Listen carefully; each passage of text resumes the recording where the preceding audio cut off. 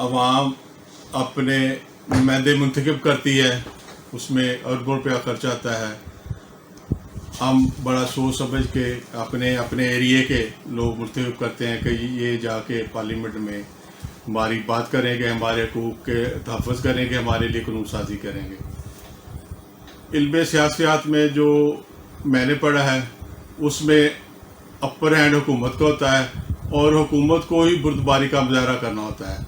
हुकूमत को ही चीज़ें बर्दाश्त करनी होती हैं। अपोजिशन का तो काम तनकीद करना होता है।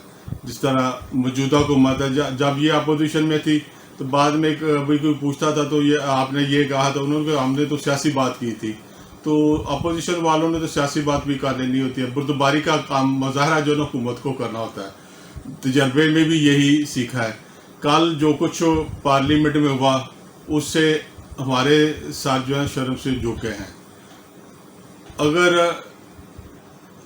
वज़ीर आज़म खिताब करता है जो लीडर ऑफ द हाउस है, तो उसके बाद लीडर ऑफ द अपोजिशन का भी उतना ही हक है। तो जब अब लीडर अपोजिशन ने बात शुरू की तो जो हुआ वो सारा कौम ने देखा। हमारी सियासी बस्ती की ज़रूर है, ज़ाहिर है हम पाकिस्तान के शहरी हैं, लेकिन हम पाकिस्तानी शहरी होने के नाते अपने नुमाइंदों पर तनकीद भी कर सकते हैं। हमारी तनकीद किसी बस्तगी की वजह से नहीं है। जो हमारा दिल दुखता है या जो हम देखते हैं उससे हम एनालिसिस करना या तनकीद करना हमारा हक है। तो कल जो कुछ हुआ उससे पाकिस्तान का जो तअस्सुर है दूसरी दुनिया में वो कुछ बेहतर नहीं हुआ। जिस तरह शोर गोगा हो रहा था, बजट बुक जो है वो फेंकी जा रहे थे, ये सारा काम जो मैंने देखा है वो हुकूमत की तरफ से पहल शुरू हुई है।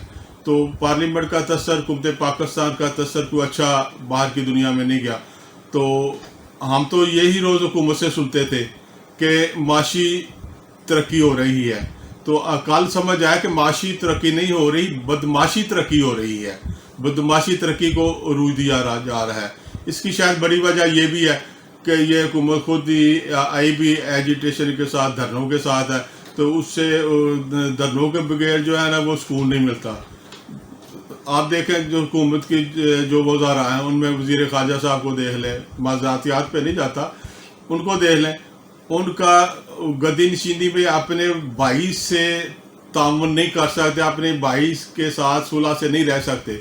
जो वज़ीर अपने घर में अपने भाई के साथ सुलह में नहीं रह सकता, वो अपोजिशन के साथ किस तरह अच्छा तअस्सुर कैम करके रह सकता है। ये सारी दिखावे की हमें चीज़ें।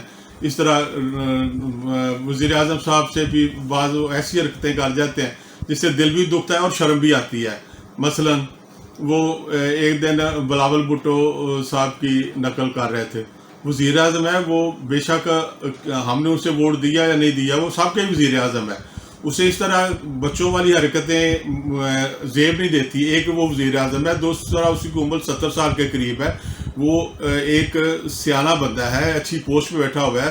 तो बच्चों वाली की हरकतें, बच्चों वाले जो डायलॉग है वो अच्छे नहीं लगते। इसी तरह जब वो अमेरिका में गए हुए थे, नवाज शरीफ साहब अंदर थे, तो उन्होंने बड़ी छोटी बात की। वज़ीर आज़म को इतनी छोटी बातें जेब नहीं देती कि मैं जाके इसके ऐसी तरवा दूंगा।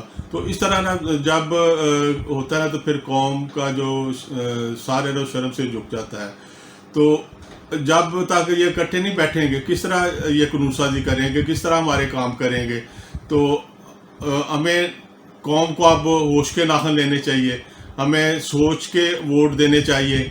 अगर हमारे वोटों पे फैसला होता है तो हमें किस तरह के नुमाइंदे लाने चाहिए। जो मुझे एक वज़ीर साहब जो है हुकूमत के वो बहुत अच्छे लगते थे, शफकत महमूद साहब। तो कल बड़ा दुख हुआ, वो भी बच्चों वाली हरकतें कर रहा था। जो